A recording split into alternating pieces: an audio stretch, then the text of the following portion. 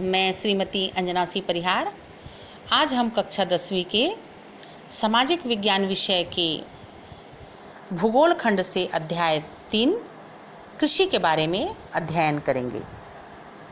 भारत एक कृषि प्रधान देश है। लगभग 2/3 आबादी कृषि पर आधारित है। भारत में साल भर एक जैसी जलवायु नहीं होती। इस कारण यहाँ साल भर एक जैसी फसल नहीं उगाई जाती। इसके उदाहरण भारत के विभिन्न भागों में उपलब्ध हैं। जैसे छत्तीसगढ़ के सिंचित क्षेत्रों में बारिश में धान, ठंड में गेहूँ या सब्जियाँ तथा गर्मी के मौसम में सब्जियों की खेती की जाती है। वर्ष के विभिन्न मौसम में फसल की किस्में बदल जाती हैं। भारत में वर्ष को फसलों के उत्पादन की दृष्टि से 3 ऋतुओं में विभाजित किया गया है। इन तीनों ऋतुओं में भारत में उगाए जाने वाली फसलों में भिन्नता है। इस कारण तीनों ऋतुओं में भारत में अलग अलग फसल देखने को मिलती है जो अग्रांकित है। इसमें पहला खरीफ फसल, दूसरा रबी फसल, तीसरा जायद फसल। आइए इसे हम विस्तार से जान लेते हैं। पहला खरीफ फसल। इस ऋतु का आरंभ मानसून के आगमन के साथ हो जाता है। मानसूनी वर्षा लगभग पूरे भारत में होती है। इससे खेती के लिए पानी की उपलब्धता आसानी से हो जाती है। इसलिए इस ऋतु में देश के लगभग पूरे कृषि भूमि पर खेती की जाती है। इस ऋतु में मुख्यतः अधिक आर्द्रता और उच्च तापमान वाली फसलें उपजाई जाती हैं।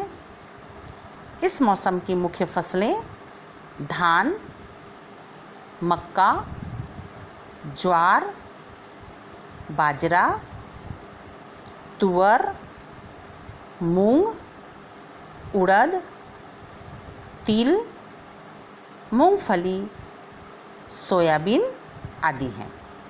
दूसरा रबी फसल। खरीफ समाप्त होते ही रबी की खेती शुरू हो जाती है जो पूरे शीत ऋतु तक चलती है। इस ऋतु में वर्षा बहुत कम होती है। वर्षा के कम हो जाने के कारण कृषि संचित अथवा नमी वाले प्रदेशों में की जाती है। इस ऋतु में बोई गई भूमि का रकबा खरीफ की तुलना में बहुत कम हो जाता है।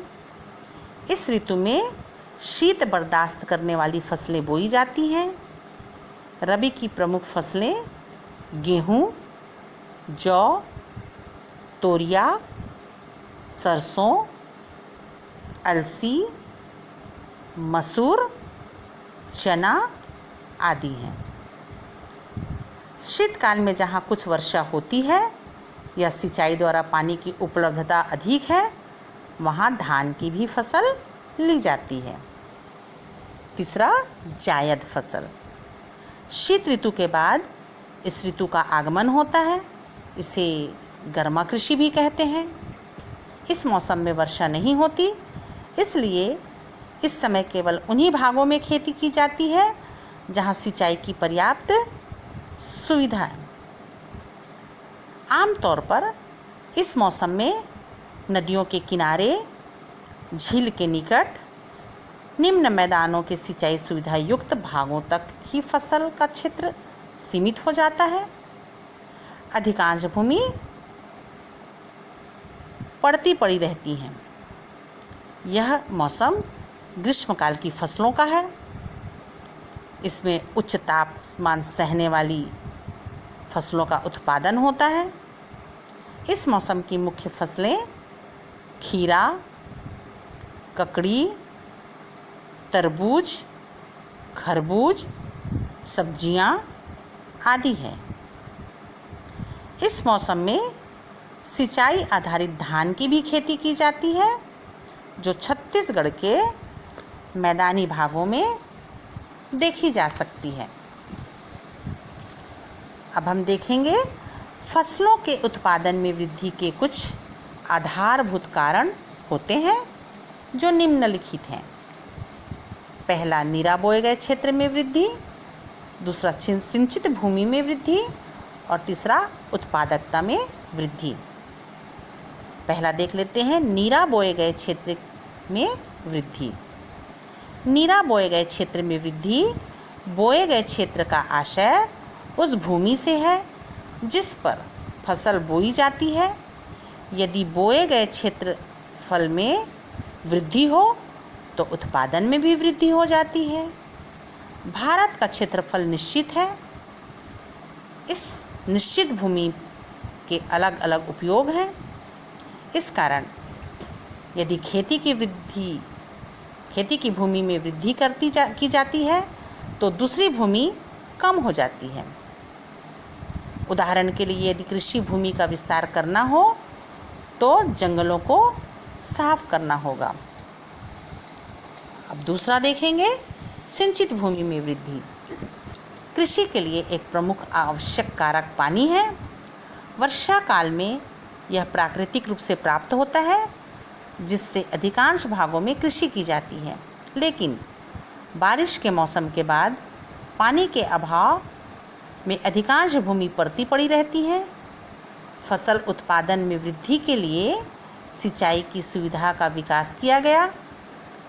इससे कुछ भूमि पर वर्षा काल के बाद भी कृषि संभव हो पाई। अब देखेंगे तीसरा, उत्पादकता में वृद्धि। उत्पादकता से आशय निश्चित भूमि पर फसल के उत्पादन से है।